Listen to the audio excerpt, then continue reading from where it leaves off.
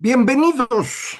Esto es Fuera de la Caja. Yo soy Macario Esquetino y le agradezco mucho que me acompañe, aunque hoy, martes de coyuntura, no hay coyuntura, como avisé con tiempo, vamos a aprovechar estos últimos días de 2025 para terminar nuestra lectura colectiva de Conspiraciones, el nuevo libro, del que ya vamos en el capítulo 10. Ese es el que nos toca ahora, que corresponde a estos 100 años de confusión a los que me referí en ese libro, el libro de ese nombre, que se publicó hace casi 20 años ya. Eh, un libro en el cual decía yo, la Revolución Mexicana no es propiamente un hecho histórico, es el nombre que le dan los triunfadores de las guerras civiles a un periodo de desorden que no tenía realmente un objetivo muy claro. No se trataba de eh, terminar con el régimen de Porfirio Díaz en realidad. El señor Madero quiso participar en elecciones porque él pensaba que la democracia podía funcionar en el México de 1910. Hubo pues enfrentamientos con Porfirio. Porfirio renuncia y se va, Madero se instala en el poder, lo traicionan y viene, pues ya sabe usted, un conjunto, insisto, de guerras. El levantamiento contra Porfirio es el pedacito menos violento de esta época. Lo verdaderamente grave ocurre cuando Huerta se instala y pues unos pocos se levantan en su contra, pero esos pocos van creciendo y eventualmente terminan expulsando del poder a Venustiano, perdón, a Victoriano Huerta, y viene entonces la Gran Guerra Civil entre los dos grupos, el de Villa y Zapata por un lado y el de los sonorenses que traían pues como referencia al rey viejo, a Venustiano Carranza, que eventualmente ellos también van a tumbar y se van a instalar en el poder a partir de 1921. Y este es el año en el que inicia este capítulo propiamente hablando, porque habíamos decidido esas fechas para el periodo anterior. Los sonorenses, cuando se instalan, ya lo hacen con la constitución que ellos habían escrito. Aunque esto ocurre en 1917, cuando Carranza es presidente, el control del Congreso que hizo la constitución, del constituyente, estaba en manos de los obregonistas. Eso lo describo en el libro aquel, el de 100 años de confusión. Pero bueno, aquí basta decir que quien lleva la redacción de la Constitución es Francisco J. Mújica, este ex seminarista que va a ser el guía espiritual de Lázaro Cárdenas, un convencido de que lo que se debe hacer en el mundo es lo que están haciendo los soviéticos. Todavía no existe la Unión Soviética en ese momento, pero es un convencido de estas ideas de izquierda, medio marxistas. Marx en realidad es resucitado por Lenin a partir de la Revolución de Octubre de ese 17 y nosotros habíamos hecho la Constitución antes, entonces, para no confundir con esto, ¿no? Eh, Se instalan en el poder, usan la Constitución como se han usado las leyes en México y antes en Nueva España, pues de manera, digamos, flexible. Es la herramienta de negociación desde el poder que permite pues ir resolviendo conflictos locales conforme van apareciendo. Eh, Vamos a tener gobiernos sonorenses que intentan reconstruir las estructuras del porfiriato para continuar ese proceso de modernización, construir un país nuevo, moderno, que, acuérdense, necesita un ejército profesional. Entonces, una de las cosas que hacen los sonorenses es profesionalizar al ejército. El ejército mexicano fue derrotado en 1913, firmó su rendición, y el nuevo ejército construido por los ganadores, por los sonorenses, pues tiene que ordenarse. Y eso es lo que hacen durante pues una década, década y cachito. eh, logran ordenar al ejército, construyen una burocracia que va siendo eficiente, vuelven a hacer leyes ahora acordes a la nueva constitución, pero mucho bajo la lógica del porfiriato. Incluso recuperan los bancos y las empresas que habían funcionado en aquella época, ahora con generales como socios, ¿no? Para repartir el triunfo. Y ahí van, pero pues eventualmente se acaban matando entre ellos, ¿no? Los sonorenses no logran mantener la unidad. El gran caudillo de ellos, Álvaro Obregón, es asesinado, como usted recuerda. Eh, Plutarco Elías Calles en ese momento se refleja como un estadista y construye un partido político que es más bien una mesa de negociación, ese es el PNR. Pero pues también logra equilibrar fuerzas con tres presidentes que van a ocupar el sexenio del 28 al 34, que son primero Emilio Portes Gil, luego Pascualito, don Pascual Ortiz Rubio, que renuncia cuando finalmente entiende que a él nadie le hace caso y que el que gobierna es Plutarco, y luego Abelardo L. Rodríguez, el cual entiende desde el principio que el que manda es Plutarco, pero él se dedica a hacer negocios y hace muchos negocios. Llega para 1935, en diciembre del 34, pues, llega Lázaro Cárdenas, ya no había sonorenses disponibles y eligieron al michoacano, que ya sabe usted, tenía como padre espiritual al ya mencionado Francisco J. Mújica.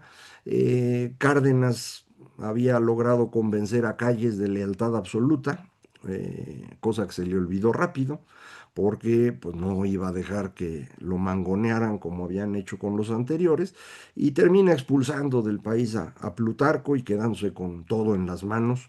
Y esto ocurre en un proceso que inicia en 1935 y culmina en 38 con la transformación del partido en un partido de verdad, el Partido de la Revolución Mexicana, que es un partido corporativo. Está conformado por cuatro pilares que son eh, el movimiento campesino, el obrero, el popular y el militar. El militar va a desaparecer poco después. Eh, la conformación de estos grupos corporativos fue la gran construcción de Cárdenas y lo hace primero facilitando la aparición de la CTM en 1936, que se crea juntando un montón de pequeños grupos sindicales y destruyendo las grandes organizaciones que habían existido desde el Porfiriato, que eran católicas unas y comunistas otras. Acaban con ellas y quedan instalados los nuevos líderes obreros, que son pues muy cercanos al señor Cárdenas, pura coincidencia será, ¿no? El que construye esto es Vicente Lombardo Toledano. Debajo de él vienen los famosos cinco lobitos, líderes de grupos pequeños, pero muchos grupos pequeños, de aquí de la Ciudad de México y Puebla y esto, y de entre ellos el que acaba quedándose con todo es Fidel Velázquez, que va a gobernar, digamos así, la CTM desde 1940 hasta el día de su muerte en 1997. Eso duraban en aquella época. Eh, Cuando los obreros sentían que tenían todo en las manos y que podían gobernar este país, Cárdenas inicia la reforma agraria en serio. Aunque esto viene, digamos, de la Constitución del 17, se había aplicado poco. Portes Gil fue uno de los que más hizo antes de Cárdenas, pero lo de Cárdenas fue extraordinario. Y con eso va a darle al sector campesino una fuerza que no tenía, que él había estado construyendo desde Michoacán y luego a nivel nacional en la Confederación Campesina Mexicana, que se transformó ya al convertirse en Partido de la Revolución Mexicana en Confederación Nacional Campesina, la CNC, que todavía por ahí aparecen, ¿no?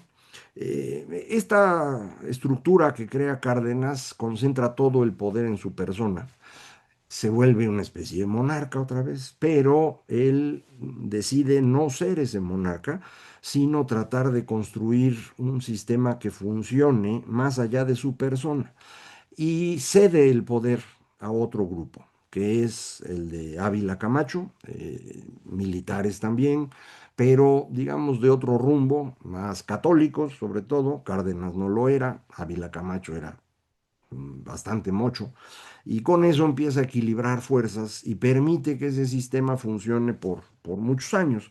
Eh, lo que hace Cárdenas al construir estos dos grandes grupos corporativos, en menor medida el popular, que va a ser la agrupación de pequeños sindicatos de transporte, de cosas de esas en las ciudades, eh, lo que hace con esto Cárdenas es estar copiando un poco lo que ocurría en Europa en ese momento. Estamos en 1935. En ese momento, muchísimas personas en el mundo creen que lo que pasa en la Unión Soviética es el futuro y que se está construyendo algo verdaderamente espectacular, un gobierno de los obreros que va a funcionar para todos. También hay otros que creen que eso no es tan bueno, pero lo que están haciendo en Italia y en Alemania, pues es una maravilla. Y es organizar en corporaciones a los grupos por su función en la sociedad, los campesinos, los obreros, los empresarios y demás, alrededor de un hombre fuerte, Mussolini o Adolfo. Eso es lo que en ese momento está de moda y eso copian todos, ¿eh? En toda Europa del Este se construyen gobiernos de ese tipo y en cierta medida el señor Franklin Roosevelt en Estados Unidos intenta replicar al menos estas ideas de política económica que pues habían estado vendiendo desde la Unión Soviética como maravillosas, la nueva política económica y luego los planes quinquenales. Y eso es lo que está detrás del New Deal del señor Roosevelt y está detrás del plan sexenal de Cárdenas también, es lo que estaba de moda. Pero al construir eso, lo que hace Cárdenas es reemplazar o intentar reemplazar las estructuras sociales que veníamos trayendo desde el siglo XVII por unas estructuras parecidas pero no iguales. En lugar de los pueblos de indios y municipios que habían ido transformándose para sobrevivir, lo que hace es la reforma agraria. Y entonces le da tierras a personas que jala de muchos lugares, peones de haciendas, personas de otro pueblo, y los pone ahí encima. Y en las ciudades esto ocurre con los grupos corporativos, con los sindicatos que están construidos desde arriba. No son los gremios o los barrios que tenían una historia de 3 siglos, no, se les pone encima. Todo esto genera una fricción entre estas dos estructuras sociales. Eso es lo que me di cuenta al estar llegando a este punto. No es algo que yo hubiera pensado. De hecho, si ve usted el libro de 100 años de confusión, no hay nada que se parezca a esto que estoy diciendo ahorita. Es algo que de pronto entendí ahora. Y creo que esto es lo que explica lo que va a continuar. Los siguientes años, a partir de 1940, vamos a vivir en México una época económicamente muy exitosa. Primero, durante la Segunda Guerra Mundial, nosotros prácticamente no participamos, y cuando Estados Unidos entra de lleno a la guerra, pues nosotros vamos a estarle vendiendo de todo. Y es el momento en el que hay un gran crecimiento en el norte del país, que se había detenido después de la revolución, pues otra vez un gran crecimiento. Ya después de la guerra, con el acuerdo de Bretton Woods, que ya comentamos en la ocasión anterior, el mundo entero funciona más o menos fácil.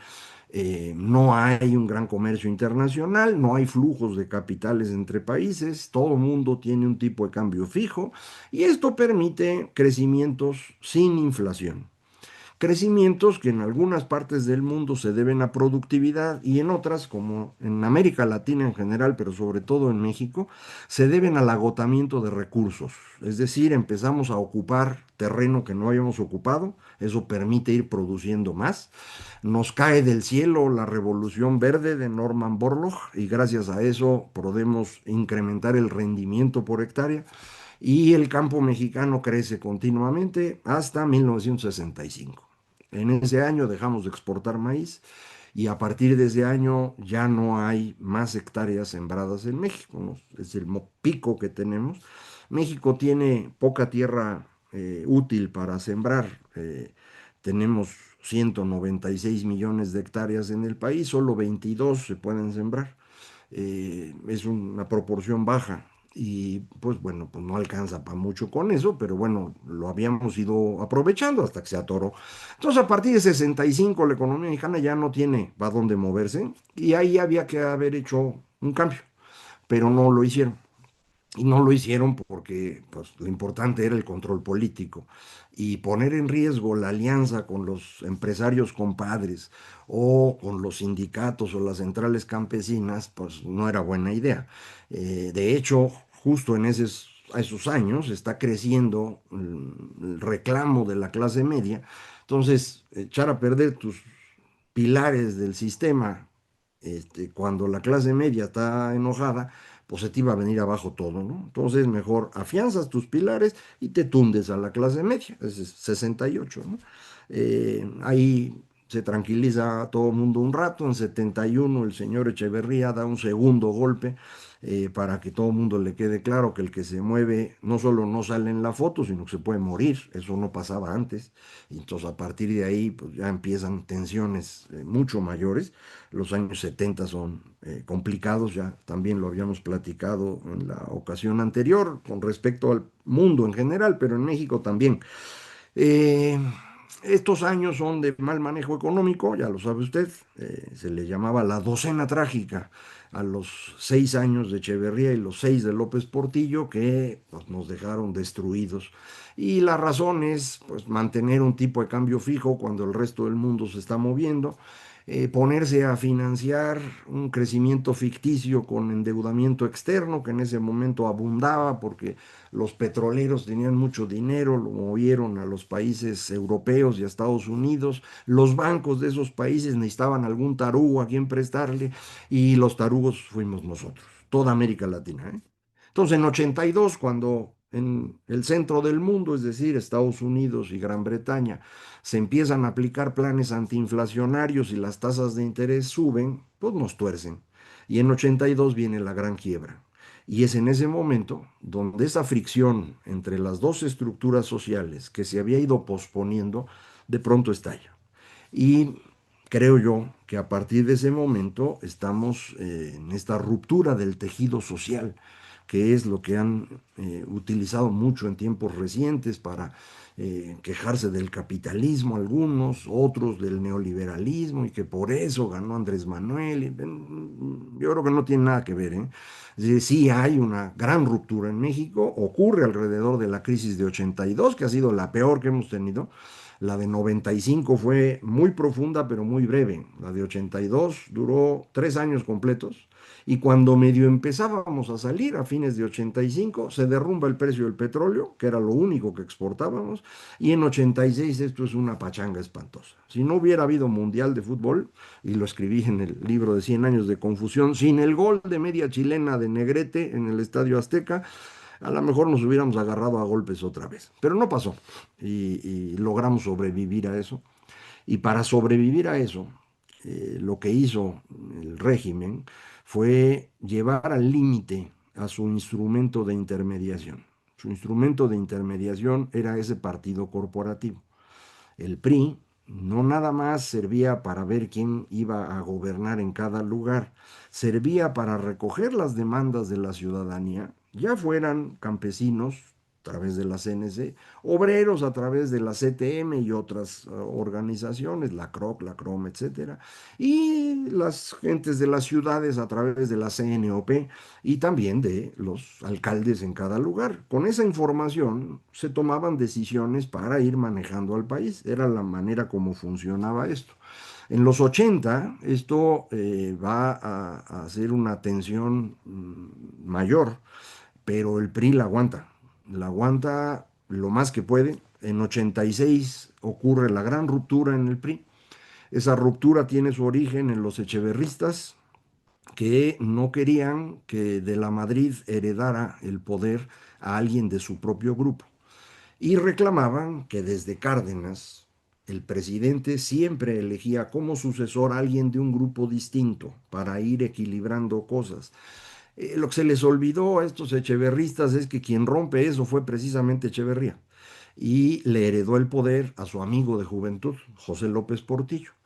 Eh, ya después quiso mangonearlo, López Portillo no se dejó, lo que usted quiera, pero es él, Echeverría, quien rompe esa tradición y con eso genera el conflicto que para 1986 se va a reflejar en los echeverristas abandonando el PRI.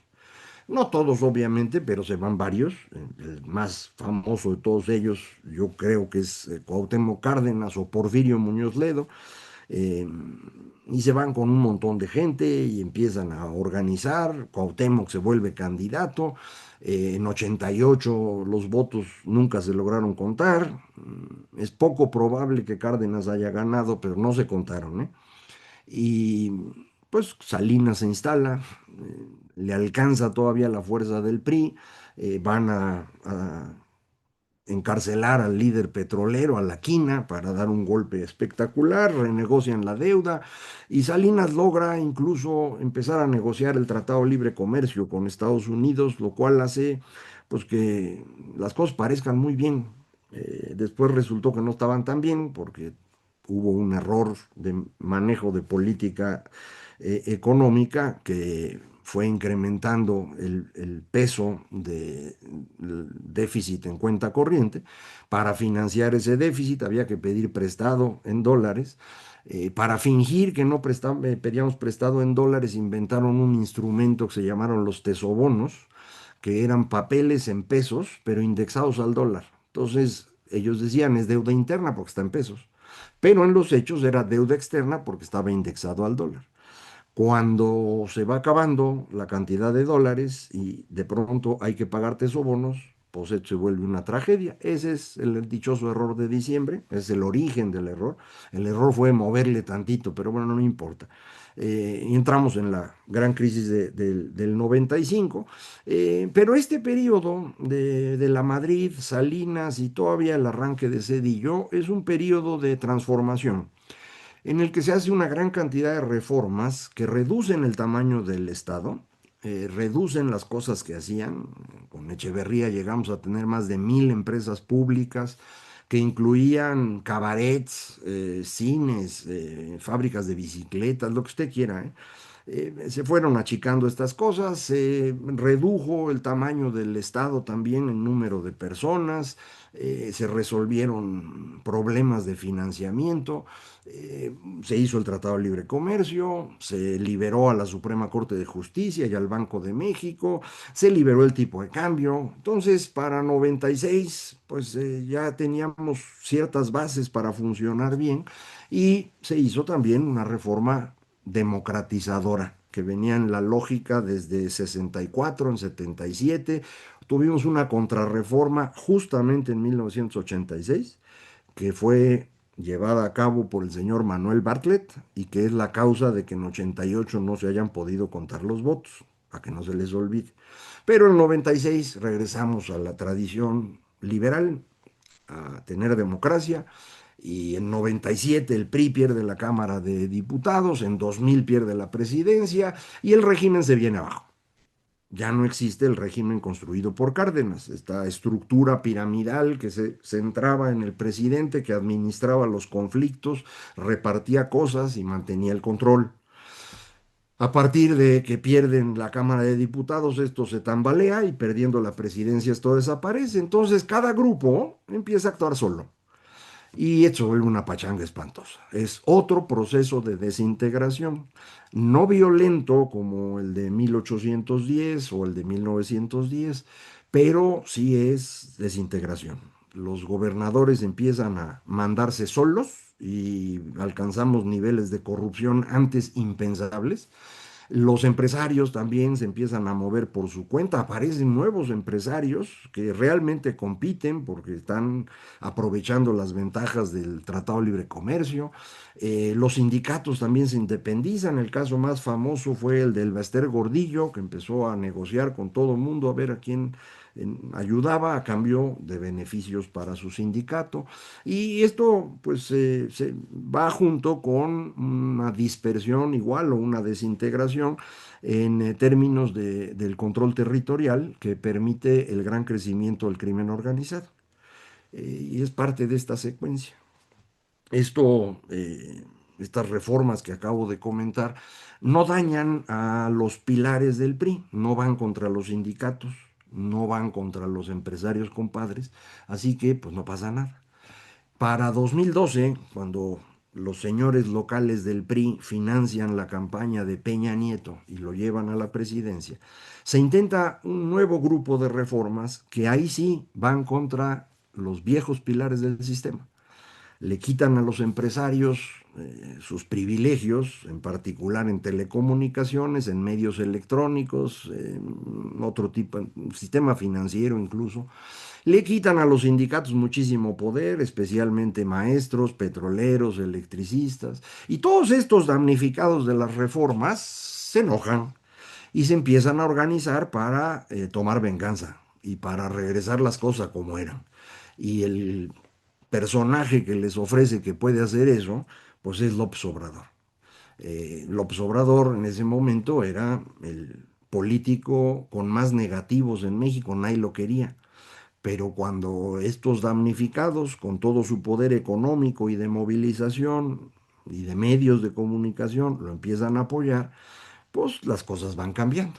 Él siempre había traído desde 2006 un grupo fuerte de votos, ¿no? 20-25% de los mexicanos iba a votar por él en cualquier circunstancia, pero de ahí a llegar a 50, pues estaba bien difícil. Bueno, gracias a estos damnificados, pues empieza a juntar apoyos, lo empiezan a entrevistar en tele, ayudándolo para que vaya mejorando.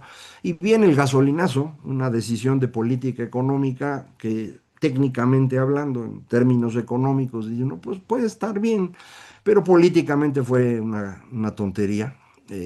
La aprovechó López, porque ya ve que este aprovechó todas las oportunidades desde que en 94 quiere ser por primera vez gobernador de su estado, se puso a organizar ahí, ¿no? Perdón, en 89 quiso por primera vez hacerlo. En 94 es cuando ocurre lo de las cajas estas de madrazo y demás. Pero bueno, ahí va.